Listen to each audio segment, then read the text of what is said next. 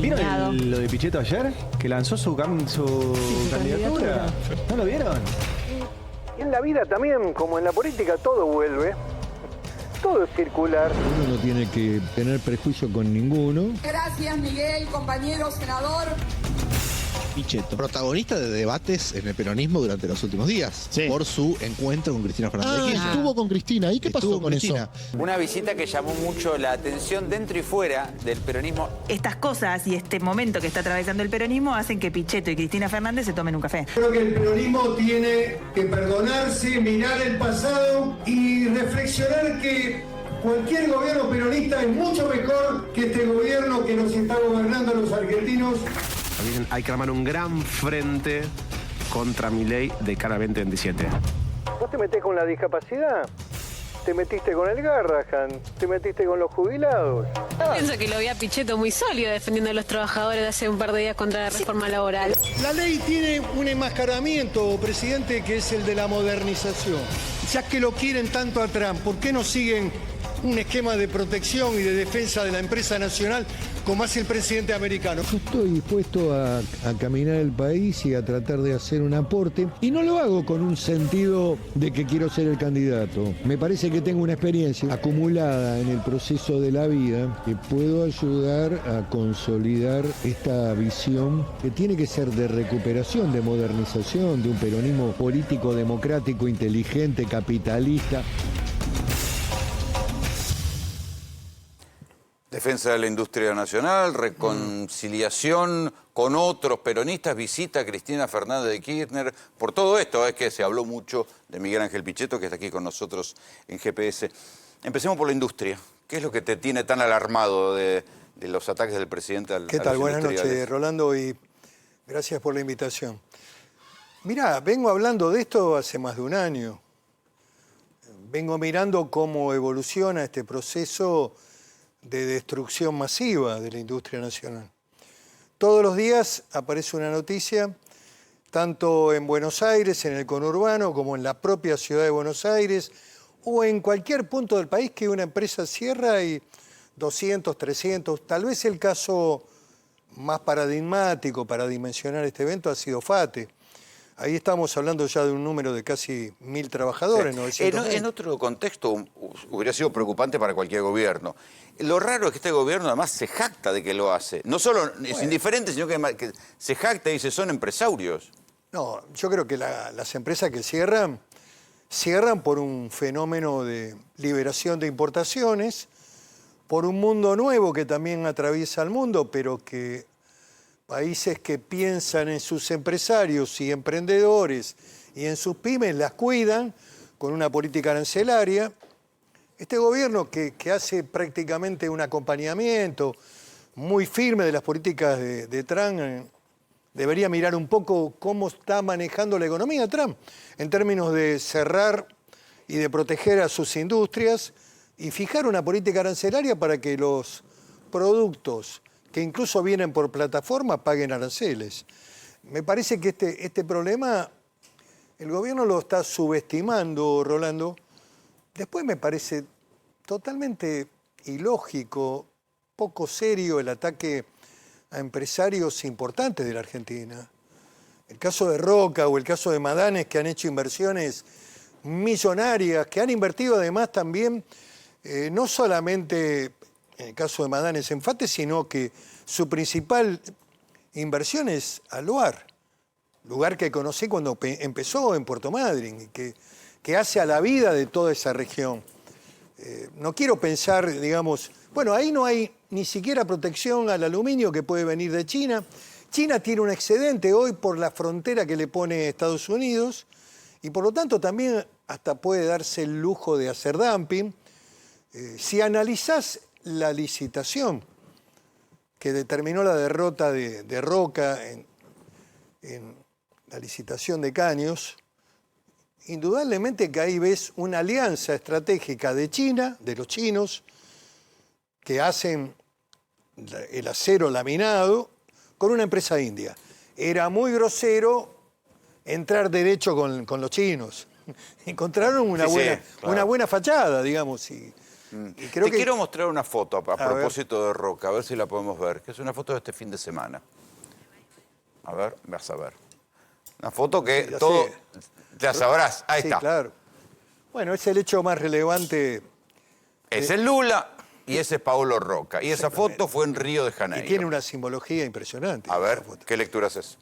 Bueno, me parece... Estaban inaugurando una escuela que se hizo con aportes de la empresa que tiene Usimina, Paolo Roca. Y la presencia de Lula está también indicando la posibilidad que mañana Roca pueda generar prácticamente la mayor inversión en Brasil que en Argentina. Un país que no cuida a sus empresarios y a la burguesía nacional y a su industria nacional, esto, a todas luces es inviable. Esto es lo que me parece poco inteligente. Bueno, acordate que en los 90 pasó algo Pero en el no- final no de del la- menemismo no. que algunas empresas iban a Brasil. Sí, pero era por pérdida de rentabilidad. La convertibilidad se había convertido en un esquema muy complejo y que determinaba que muchas metalmecánicas, incluso fabricantes de tractores, se radicaron en Brasil, en Santa Catarina, en Porto Alegre. Bueno, eso ocurrió. Y indudablemente también demostraba a todas luces que la convertibilidad era, en ese tiempo, estamos hablando de 98, 99. Sí, sí, el final. El final de Menem, ya estaba agotada la convertibilidad. Luego vino la continuidad a través de Fernando de la Rúa, que Sí, que fue el pulmotor, con que fue un pulmotor y pulmotor, reventó. pero que indudablemente si Fernando de la Rúa y su gobierno y el radicalismo hubieran salido de la convertibilidad, hubieran terminado su mandato de manera muy firme. Me parece que la convertibilidad ya se había convertido en un elemento... El único que decía de que estaba agotado era Duhalde. Y perdió las Y elecciones. perdió las elecciones porque, bueno, el sistema de un tipo de cambio de 1 a 1, había sectores y también... Bueno, le había permitido a Menem ganar un montón de elecciones. Sí, la estabilidad, pero también los sectores de servicios, las empresas privatizadas, eran un respaldo muy firme de esa No, política. y venían a invertir. Acá no viene nadie a invertir hoy por hoy. Hoy hay un nivel prácticamente... Están haciendo algunas inversiones en gas, petróleo, y lo están haciendo empresarios argentinos. Fíjate, Bulgeroni ha hecho una inversión importante. Este año 26 va a poner el primer barco en la zona de las grutas Sierra Grande, en el Golfo. Me parece una inversión muy importante, y para el 27 tiene previsto otro barco gasificador. Y se está haciendo el oleoducto, que lo están haciendo los grupos también empresarios petroleros. En eso está YPF, está Bulgeroni, está Pampa Energy, que fue la famosa licitación de los caños. Sí. Que en realidad el sector tiene derecho a hacer una licitación y a buscar el mejor precio. Lo que ocurre es que acá hay una reforma... ¿Pero por qué insultar al que perdió? Me parece desproporcionado. Y acá el gobierno debería haber alentado y haber tratado de buscarle la vuelta para que Roca sea el que gane. Pero bueno. ¿Y por qué esos mismos empresarios que tenían un enfrentamiento histórico con el peronismo ahora confiarían en el peronismo? En el peronismo siempre ganaron. Pero en el fondo... Pero los odiaban. Porque tienen una visión muy vinculada con el antiperonismo. Son sectores que en general han tenido beneficios importantes, salvo en algunas coyunturas. Pero fíjate que el desarrollo más importante, que es Vaca Muerta, lo comienza YPF, y eso expande después. Y Roca invierte casi 4.000 millones de dólares. Sí, es y una inversión. Tecpetrol en Vaca Muerta es de la más eficiente que hay. Exactamente. Y me parece que ahí está también, ¿por qué no decirlo?, una alternativa de desarrollo para la Argentina, de autosuficiencia y de ingreso de dólares. Probablemente para el año 26 y 27 Argentina pueda estar exportando gas y también... Ya está exportando petróleo ahora. Bulgeroni hizo ya un contrato con Europa muy importante respecto al gas que va a generar, digamos, desde esos barcos gasificadores que a su vez van a cargar a los barcos que vienen a buscar el gas. A mí me parece... Pero se puede hacer eso ahora, sin destruir lo pero, otro. A ver, tanto el gas como el petróleo, como la minería, te genera empleo calificado, regionalizado. Poquito. Sí, pagan buenos sueldos. Yo vengo de ser intendente de un lugar donde la minería tenía un valor importante en una época. Pero lo que te quiero decir es que no te resuelve el problema del trabajo urbano. El problema del trabajo urbano son las pymes, son las fábricas, son la metalmecánica, la fábrica de zapatos, la textil, que hoy te entra todo. Muchos de ellos votaron a Milei en segunda vuelta, seguramente. Por supuesto. Indudablemente que lo respaldaron, pero bueno, hoy esa política no los ayuda. Después hay algunos síntomas inquietantes que tienen que ver con la calidad de los productos agropecuarios y tienen que ver con el apoyo tecnológico que brindan organismos del Estado argentino, como el SENASA, de alto nivel, y que parecería que una de las ideas que tiene el ministro de Regulador es desarmar el SENASA. Cuando vos tocás eso, vos estás tocando... El SENASA, el INTI, el INTA. El INTA también, que son soportes a la calidad de los productos tanto agrícolas como ganaderos. Por lo tanto, me parece que hay que tener cuidado con eso. Vos levantás el control, achicás el gasto, ese es el argumento. En el fondo lo que estás haciendo es hacerle perder a los productos agroindustriales que produce la Argentina ese nivel de calidad que te generan estos organismos que tienen una historia y una experiencia acreditada muy de alto nivel, que no lo tiene ni siquiera Brasil. Fíjate que Brasil ha tenido algunos inconvenientes en la exportación. ¿Cuáles van a ser las consecuencias de la reforma laboral? ¿Qué ves vos? A ver, no va a generar empleo en esta etapa, porque uno de los problemas que tenés ¿Va a aumentar los despidos? Los despidos ocurren por la falta de consumo. Hoy hay datos en CAME ya que te indican casi en el interanual un 5,5 abajo. Tenés cierre de empresas, tenés un montón de situaciones. Pero antes, de cuando había achicamiento crisis, también. se hacía doble indemnización, no se facilitaba. Eso funcionó en la época del 2001-2002, en la etapa intermedia de Duhalde y también creo que en los primeros 2 años de Kirchner. Tampoco es un elemento valioso la doble indemnización, porque tenés que tratar de generar un modelo productivo, de desarrollo, de crecimiento, de ayuda a determinadas actividades que son trabajos industriales de las ciudades. Yo la pregunta que siempre me hago, ¿dónde va la gente cuando pierde el trabajo? En la periferia, en los conurbanos de las grandes... Si cobran indemnización, alquilan un auto, una moto y hacen algún servicio. Sí, hoy indudablemente van a un sistema mucho más precarizado, que significa... Y ganando menos. Sí, y con una discrecionalidad muy importante de estas empresas de redes que manejan los algoritmos y que indudablemente también determinan una forma de trabajo altamente precaria que no tiene ni siquiera seguro el trabajador. Hoy hay un artículo muy interesante de Rafael Bielsa que publicó en el diario Perfil que habla de este tipo de organizaciones y de modelos laborales que no es solamente un efecto que está ocurriendo en Argentina, sino también en el mundo. Pero es una actividad altamente precarizada. Fíjate que en la ley laboral, este tema que se podría haber abordado, hablaban de modernización y sin embargo hay un número importante de trabajadores que están trabajando en este sistema de plataformas y sin embargo prácticamente la ley laboral no regula absolutamente nada. Ni siquiera se define quién es el que paga el seguro, que es un elemento fundamental en un trabajo callejero. ¿Por qué la fuiste a ver a Cristina? Porque me parece importante, siempre tuve un pensamiento... ¿Competiste con ella en la fórmula con Macri? Bueno, sí, claro. ¿Vos estabas con Macri y ella con Alberto? Sí, claro. Y tuvimos la virtud en este diálogo de no hablar del pasado. Fue un diálogo de reencuentro. Hacía 10 años que no había conversado con ella. Pero yo creo también que cuando ocurren eventos como el hecho de una condena y estar en prisión... ¿Y qué pensás de la condena vos?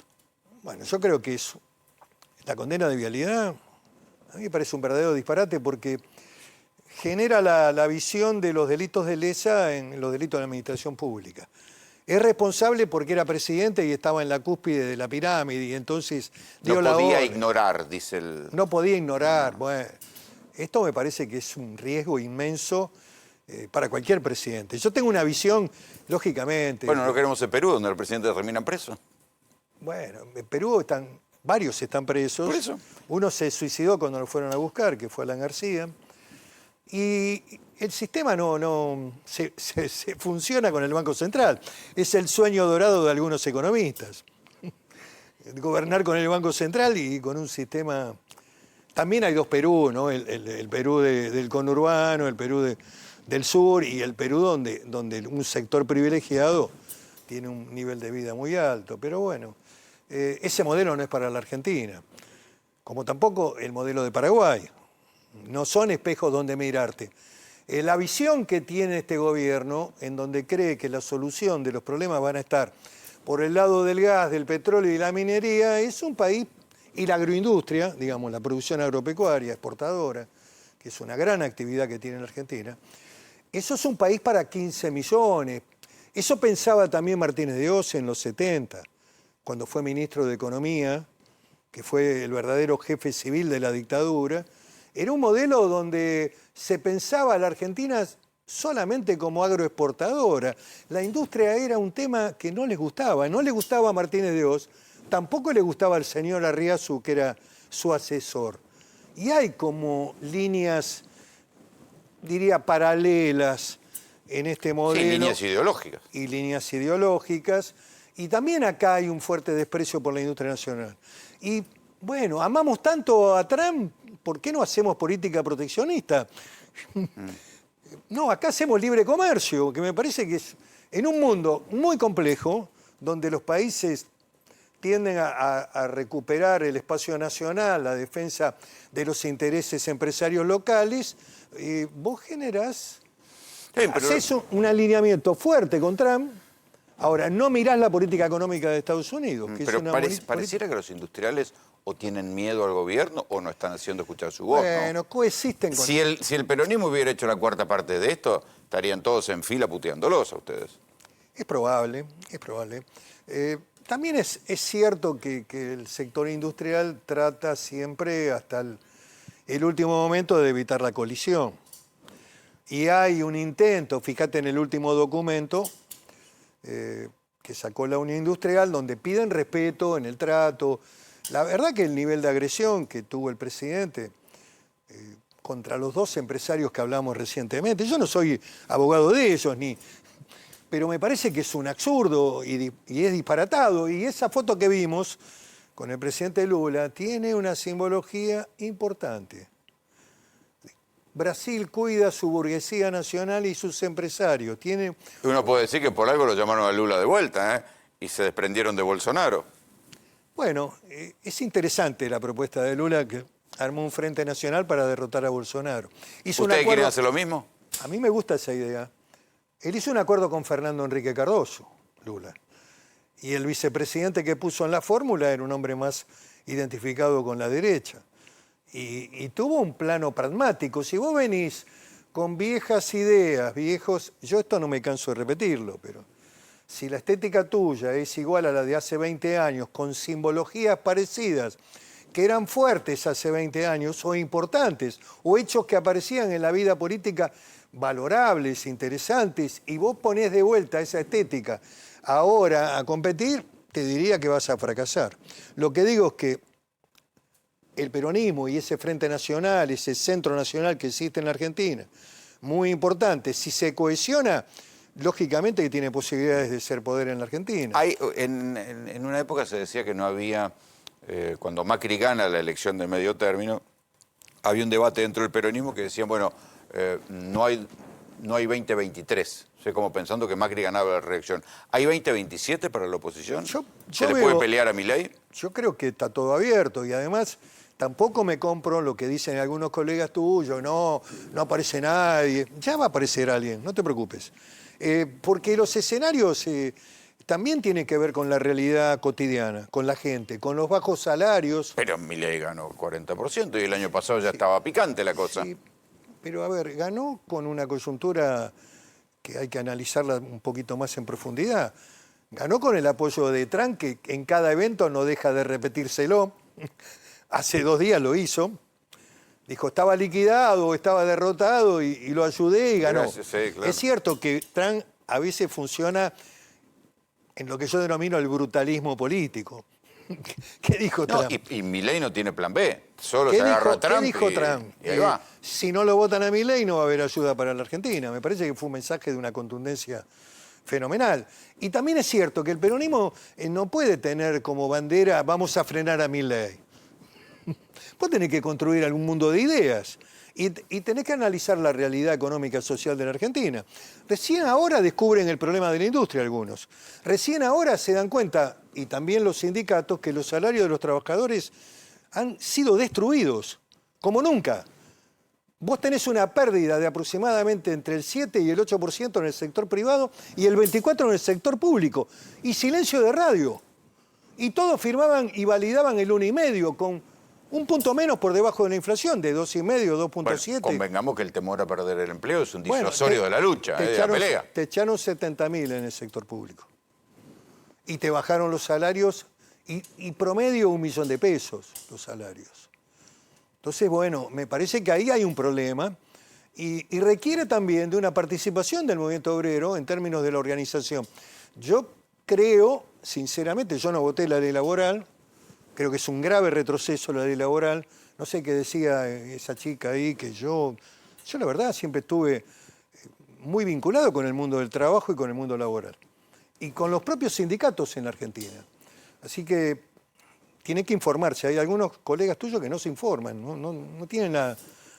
Hablan tonterías y bueno, no quiero salir del eje que estaba hablando. Lo que creo es que no va a haber generación de empleo porque lo que hay es una fuerte recesión. Entonces ninguna ley te resuelve el problema del desempleo cuando vos no tenés actividad económica, cuando vos ves que todos los niveles de consumo van a la baja, cuando ves que las empresas argentinas, las pymes cierran. Bueno, indudablemente que la consecuencia de todo eso es que no hay empleo. Que algunas cosas a lo mejor se podrían haber hecho de otra manera, que se podría haber acordado con los sectores sindicales, esquemas más prudentes, pero todo está enfocado... Sí, pero eso no está en el ADN de Milei. ADN. Gracias por venir, Miguel. No, gracias, Rolando, por invitarme.